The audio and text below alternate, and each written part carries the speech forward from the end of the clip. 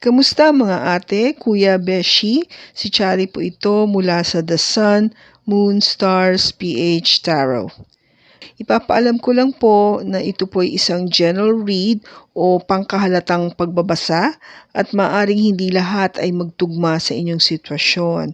I-check din nyo ang inyong Moon, Rising at Venus sign. Baka doon mas tumugma ang read para sa inyo. At kung ang mensahe ay tama sa inyo, paki-like lang po at mag-subscribe kung hindi pa ninyo ito ginagawa. Okay, mag-umpisa na po tayo. Hello po mga ate, kuya, beshi. Kamusta na po kayo? Andito ulit ako si Chari para gumawa ng another reading, and this is for the sign of Libra, Sun, Moon, Rising, and Venus. And of course, welcome po yung mga cross-watchers Libra at yung mga bago po nating viewers. Gusto ko lang po humingi ng paumanhin kung bakit po delayed ako pag labas nitong video for Libra, kasi po pangalawang beses ko na po ito ginagawa dahil yung una ko pong pagkakataon na nag-recording for Libra, nagkaroon po ng problema yung kanyang audio. Inulit ko po ngayon para naman po maging maganda yung outcome. Okay? So, pasensya na po. Ngayon, tignan natin kung ano yung mensahe na mapipick up natin for Libra.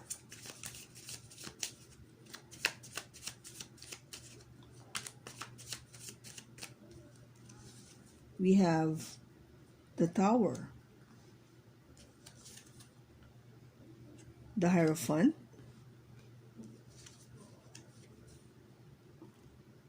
the Strength,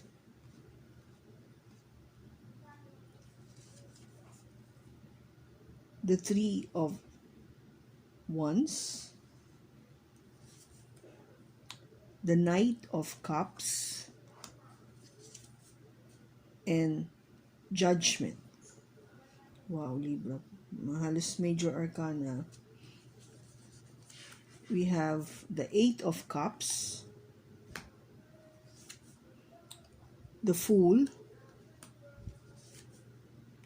the Seven of Pentacles, and the Ace of Swords.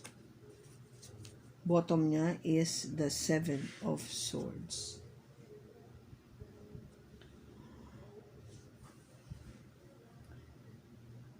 Okay, Libra,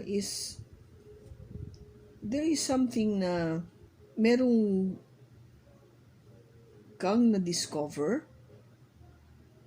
na nagdulot sa iyo ng matinding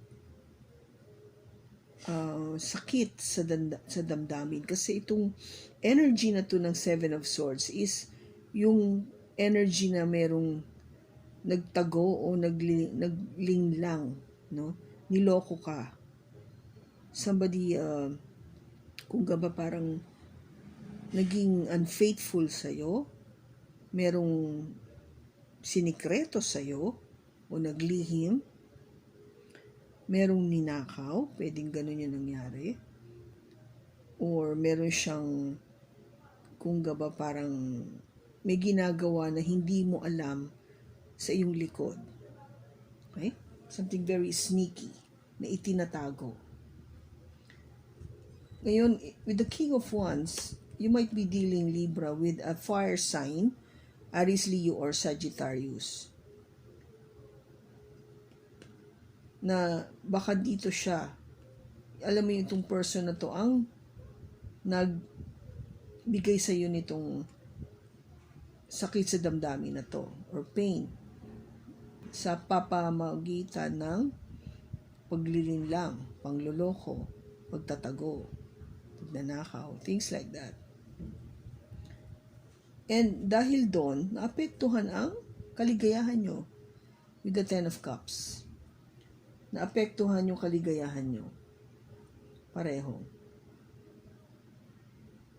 And yung kaligayahan na ito, itong tao na to, itong fire sign na to, is somebody that you knew from the past, no?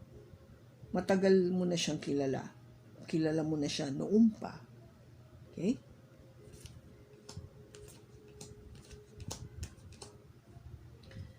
Ngayon, yung pinaka-sentro ng ating pag-uusap o itong reading is the Tower.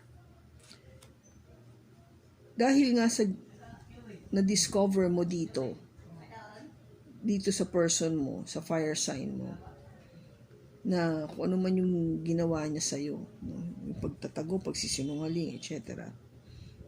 Hindi mo to inaasahan. Hindi mo inaasahan na malalaman mo na ito pala yung mangyayari sa inyong dalawa. At dahil dyan, sabi ko nga, naapektuhan yung kaligayahan nyo and also pati relationship nyo.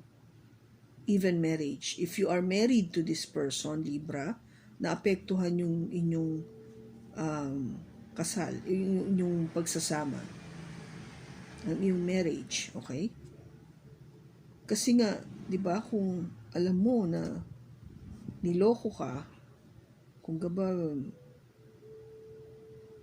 may ginawa siyang hindi ka nais-nais o hindi mabuti sa iyong likod, talagang ikakasama ng loob mo. Ikagugulat mo at ikakasama ng loob mo. Kung noon, ang lakas ng paniwala mo, yung idea of the strength card, this is an energy coming from a Leo, na oo, confident ako na talagang itong tao na to would never do that to me. Hindi niya gagawin to sa akin. Confident ako, talagang very faithful siya sa akin, o very honest. Hindi siya yung tipong gagawa ng katarantaduhan o pangloloko. And with the Judgment card, this is an energy coming from a Saggy, I know exactly, alam ko na ganun siya, because that's how I see my person. Hindi ko siya huhusgahan na masama siyang tao or what, because I know in my heart na mabuti siyang tao. Kasi nung nakikita ko yung paano niya ako minahal, no? Yung sabihin, nung nag-umpisa kami, nag-offer siya ng pagmamahal sa akin, nakita ko lahat yun, naramdaman ko, and I could sense yung kanyang sincerity towards me. Yung sincerity, yung ano yung na-feel niya for me. But somehow, sa magiging near future nyo, Libra, with the 3 of Wands, meron kang iniintay na mangyari. You will be waiting for something to happen sa relationship na to. And of course, sabi ko natin, we will see and we will clarify kung ano yun. Kasi the advice here is the 8 of Cups. Somebody walk away. May umalis. It could be you or it could be your person. Take it as it resonates. May umalis sa relationship na to. And yung pagkaalis lang yon, you felt na kung sino man to umalis, ang naramdaman mo is, okay, I'm free. Libre na ako. I'm independent. I can do whatever I want. Walang pipigil sa akin, walang maghuhusga, walang makikilam. No, I'm happy kasi ganun na yung magiging sitwasyon ko from now on. And wala na akong kailangan pang intayin. Wala na akong kailangan na parang alagaan, asikasuhin. Kasi I'm on my own. Independent na ako. And of course, the outcome of this is the Ace of Swords, which is the truth. Yun yung katotohanan. Diba? Na talagang, since somebody walk away from this relationship, diba, you sort of ended everything, may umalis na eh. Ikaw na lang, naiwan. Sabi ko nga, either you, Libra, or your person, take it as it resonates. Kung ikaw man yung naiwan, o ikaw man yung umalis, pareho kayo, pakiramdam nyo, wala ka nang iintindihin, you're on your own, you're free to do whatever you want. You have no responsibility at all, wala na. Na alam mo, you have to take care of this person or this person needs to take care of me. Wala na nun. And that is the damn truth.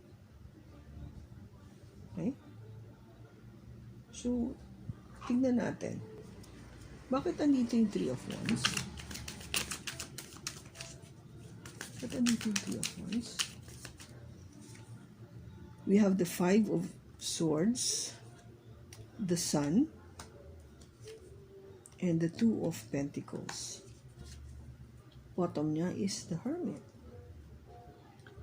So, pinag-iisipan mo to, no? You've been contemplating on this. Yung iniintay-intay mo. Iniintay mo na matapos na itong gulo, maging masaya ka na at wala ka ng alinlangan. Mawala na yung alinlangan. Okay? Kasi nga kung gaba parang if you are dealing now, if somebody walk away and you are sort of inaayos niyo yung kanyang separation, if you're married and you're trying to work out na mapawalang bisa yung relationship, yung marriage, ito yun. You wanted the conflict to end para maging masaya ka na and wala nang alinlangan pa. Nothing to balance anything. Talagang libreng-libre ka na. Okay? Now, bakit andito yung Ace of Swords? We have the Six of Pentacles, the Six of Swords, and the Eight of Cups again. So yung bottom niya is the Page of Wands. So yung ano ba yung sinasabi ko ditong katotohanan? Ang katotohanan dito is kung patas na kayo, you're balanced now. Kasi both of you, o matatahimik ka na, you're balanced now, matatahimik ka na, dahil kung somebody walk away nga, merong nawala sa buhay mo na nagdulot sa iyo ng pain na ito. Nagdulot sa iyo ng pagsisinungaling o panloloko. Dahil nawala na siya, tahimik ka na, no? You're at peace and you feel balanced. And that's the truth, no? Yun yung katotohanan na sinasabi ko. Masakit man pakinggan, but that is the truth. I'm not sugarcoating anything. This is how I would read it, no? Ganun ko siya nabasa. Okay? So, Libra, sa ngayon, ito yung nakikita ko sa spread na to, sa reading na to, na I will do a part 2 of this reading. Abangan mo sa susunod kung ano yung magiging kasunod na kabanata para dito. Sa ngayon, ito muna. Maraming salamat sa pagsama mo sa akin sa pagbasa na ito. Sa susunod po muli, ingat ka and God bless.